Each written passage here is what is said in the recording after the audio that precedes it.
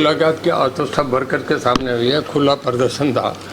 Worker चाह रहे थे, उनकी इच्छा थी कि ज़रा खुल के सब एकदम चौधरीलाल फैमिली इकट्ठी हो जाए। आज हम इकट्ठे हो गए, अजय दिग्विजय दोनों आ गए। पहले हम उधर गए, जो जितने रानिया के वर्कर थे वहाँ इकट्ठे हो रहे थे, उनको बुला के उन्होंने मैसेज दे दिया। कोई 400 वर्कर था कि जी जान साहब चाचा जी के साथ लग जाओ, चौधरीलाल फैमिली एक है, तुम इकट्ठे होकर काम करो, वही दोबारा हम इतिहास बनाएं।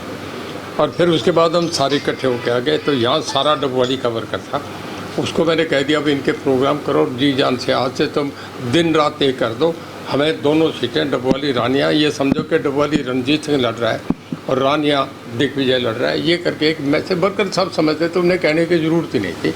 वो उनकी आत्मा की आवाज़ थी कि हम इकट्ठे हैं। दोनों इकट्ठे हो गए हैं, किस तरह माहौल देखते हो? मैं ये समझता हूँ दोनों हल्कों में 10,000 से ऊपर कहीं तक भी से 12 कह दें, 15 कह दें, 14 कह दें, 16 कह दें, मतलब 10 से 15,000 वोटों तक दोनों तरफ एकदम बढ़ोतरी आज के दिन नहीं होगी। अब माहौल बढ़ता जाएगा, एक माहौल बदलता है। अगर 3-4 बड़े गांव में 1000 वोट टूट के किसी के साथ 3000 वोट मिल जाए तो कहते हैं इलेक्शन उठ गया, अभी आगे निकल गया। जब एकदम 10,000 15,000 वोटों का जब इजाफा होता है तो माहौल ज़बरदस्त हो जाता है। गठबंधन कल हुआ है इनेलो का और गोपालकांडा का, किस तरह देखते हो? देखिए, ये यहाँ नहीं हुआ, ये तो ऊपर से करवाया गया है, दिल्ली से होता है, दिल्ली से सब कुछ करके करा जाता है।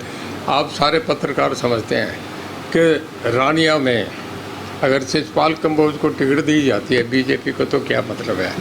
और जहाँ पिछली बार आदित्य चौटाला 46,000 वोट लेके गया था, उसकी टिकट काट के गांव में सरपंच नहीं बनता, बलदेव सिंह मांगियाना को देने का क्या मतलब है। और इसके बाद इलाहाबाद में जहाँ मीनू बेनीवाल सबसे स्ट्रॉन्ग कैंडिडेट था, जहाँ 1 लाख से ऊपर किसान है, प्योर जाट बेल्ट है जो, उसमें एक अमीरचंद मेहता को तलवार से उठा के टिकट देने का क्या मतलब है। ये सारी टिकटें मैनेज करके दी गई है और बांट के दी गई, एक अंडरग्राउंड समझौता है उसके तहत दी गई है। INLD, बीजेपी और ये आपका हलोपा, इनका तीनों की आपस में अंडरस्टैंडिंग करके दी गई है। मेन लीडरशिप बीजेपी की रहेगी। एक अंदर छोटा गठबंधन है जो लोगों को दिखाया नहीं जा रहा, वो बच के गठबंधन करा जा रहा है। हमारे परिवार के लिए ऐतिहासिक पल है। चौधरीलाल का परिवार पुनः इकट्ठा हुआ है। ये फैसला जैसे चौधरी साहब कह रहे थे बहुत पहले हो जाना चाहिए था, मगर समय को कुछ और मंजूर था। आज भी परिवार एकजुट हुआ है, इससे बहुत ताकत मिलेगी। दोनों सीटें हम बड़े जन समर्थन से जीतेंगे, बड़े मार्जिन से जीतेंगे।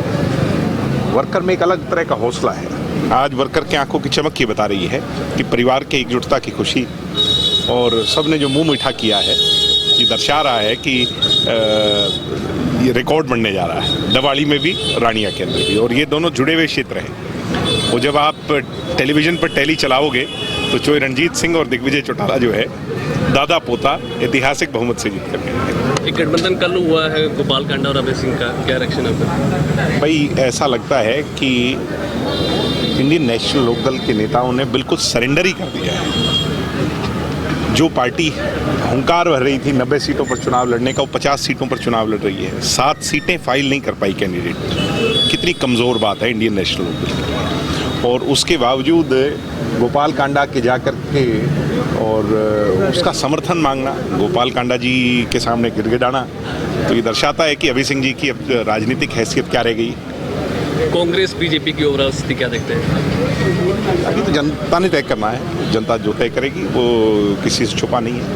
और मैं ये मानता हूँ कि आज कोई भी पार्टी अपने दम पर सरकार बनाने में समर्थ है।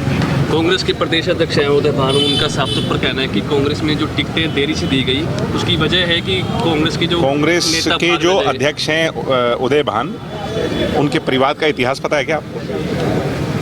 वो इसलिए दी कि आया राम गया राम ना हो जाए।